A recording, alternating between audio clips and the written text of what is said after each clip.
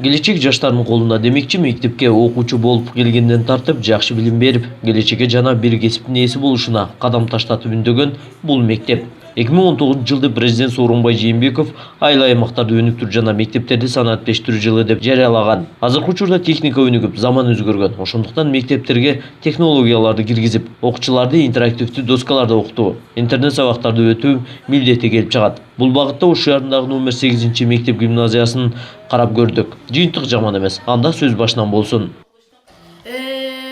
Кайраң балтабаңыз, кайратына жамбастан, кылган ишин караңыз, кою болду королош, абаң балта көк жылдын, ашы болду жоролош. Аталган мектеп гимназиясы 2014-жылдан бери көп тилдүү билим берүү программасын ишке ашырып келүүдө. Көп улуттуу Кыргызстанда кош тилде билим берүү улуттук биримдиктин жолундагы өнүгүү шарты катары каралат.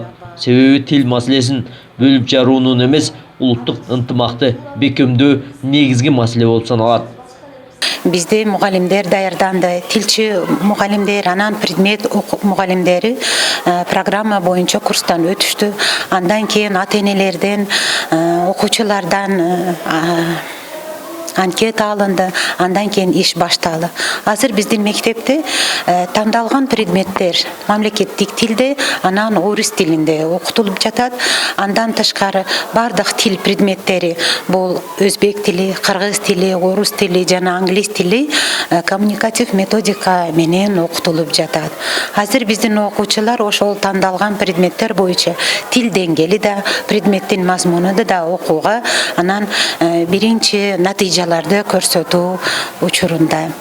Дагы биз азыр сыймыктана турган бир жерибиз бар. Биздин мектепте ошол программанын негизинде факультативдик курс бар. Бул курс 11-класс окуучуларыны ЖРТга даярдоочу курс болуп эсептелет. Ал курста биздин окуучуларыбыз ЖРТга даярдандык баскычын өтүшөт. Мурда 2014-жылда жерде тапшырууга кызыккан окуучуларыбыздын саны аябай аз болчу. Азыр эсе ошол курстун баруу учурунда бизди жердеге тапшыра турган окуучуларыбыздын саны артып калды. Бул биз үчүн аябай кубанычтуу. Анан да 110 балдан жогору балл алган окуучуларыбыз саны да көбөйүп атат. Бул да биздин кичине болсо да жетишкендигибиз деп эсептейм. Анан дагы бир жагы бар. Биздин мектептен ошол ЖРТга даярдоочу курстун мугалимдери тренерлик баскычына жетишти.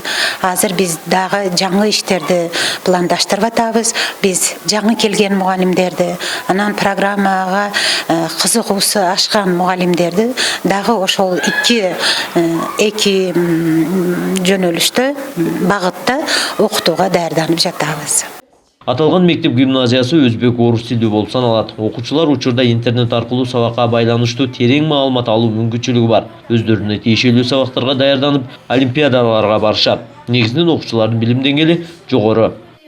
Аргымакты жаман деп бууданды кайдан табасың, агайыңды жаман деп тууганды кайдан табасың, аксаманды жаман деп чөптү кайдан табасың, дүйнөдү жаман деп көптү кайдан табасың.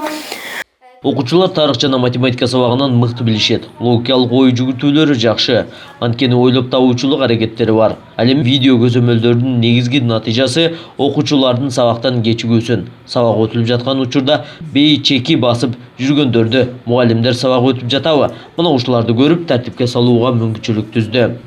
Техника менен кошо бир басып аракет кылабыз.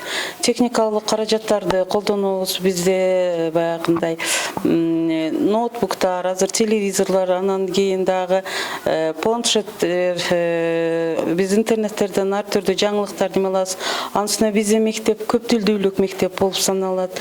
Ошон үчүн бизде тез семинарлар өтөт. Жакында эле башка Казакстандан, мына Тажикстандан, жада калса Монголиядан дагы келишип семинарлар болду, ачык сабактар өтүлдү. Алардан биз маалыматтарды алып турабыз.